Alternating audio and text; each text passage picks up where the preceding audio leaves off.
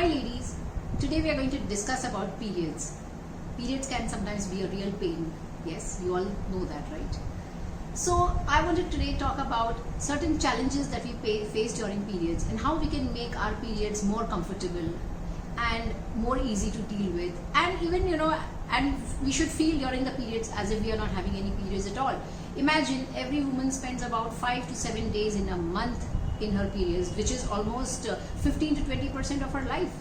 So we need to be comfortable, right? We don't need to be feeling as if it's messy or there is a problem. So let's discuss this. I am Dr. Suman Bijnani. I'm a gynecologist and I'm an artisan. So welcome to this talk today. Okay, so what are the problems we face during periods? One, of course, is feeling pain, heaviness or soreness. Now that's pretty common. Now I want to tell you that this is usually physiological. That is quite natural.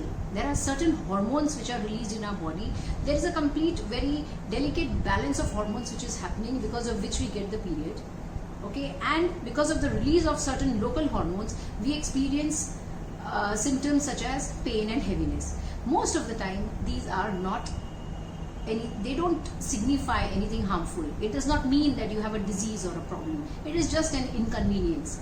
But of course, some women face a lot of pain and that needs to be relieved, and some of them need painkillers. Sometimes the pain may be because of certain diseases which may be happening in your body, like endometriosis or infections. So if the pain is too much and it is unbearable, it is persistent, then we definitely need to take treatment. So you should consult your gynecologist in case the pain is really bad or it is there every time. So at least get a checkup done to see and rule out any problems. So that is one problem. But let's say the commonest and the universal problem that we all face is how to deal with the period itself. What do we do?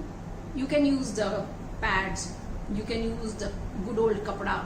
Many women still use that, okay? And what do we face? We face a lot of rashes. I think a lot of women are facing allergies these days. Now with the synthetic shields coming in, allergies are becoming more and more common. And of course, sometimes you face the problem of odor also. Then of course, the inconvenience of having to change the pads all the time. Disposal of the pads, even if you go to public toilets and all, there is no facility to dispose of the pads. You need to wrap it in some newspaper also, in some plastic bag or whatever, and then dispose it. So all that is also an inconvenient thing. Pads also are expensive. Expensive meaning it's not, if you look at it, not expensive, but relatively yes, you need to spend every month. You need to budget out something for the pads. And the really good quality pads, they are definitely expensive, maybe even 100 to 150 rupees a month. Okay, then of course there is this problem of leakage. Okay, so you need to sometimes use 2 pads at a time, maybe, and then you still have a bit of leakage here and there, which is a real pain. And sometimes you don't get a full night's sleep because you may be leaking, so you want to get up in the middle of the night and change and go back to sleep. So what do we do? Are there any alternatives? Of course, there is the tampon also, which is available. I think a lot of women are using the tampon, and yes, in some ways it can make life a little easier.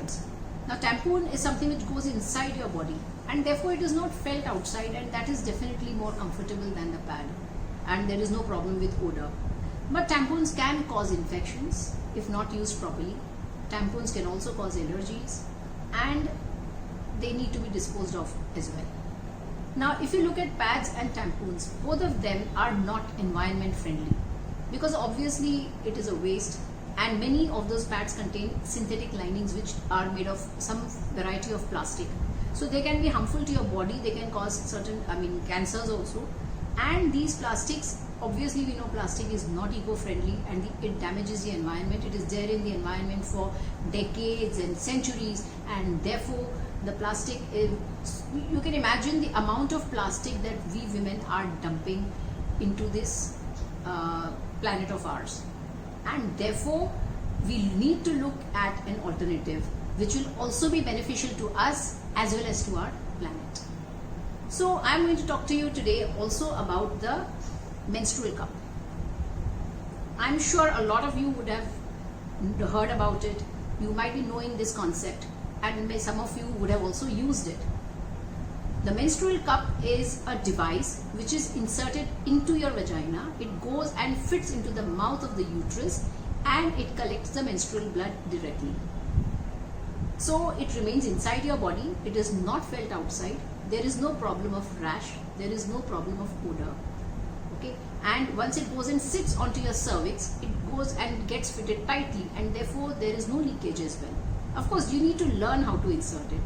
It takes a little degree of effort and a little degree of some amount of time to really get familiar and comfortable with it.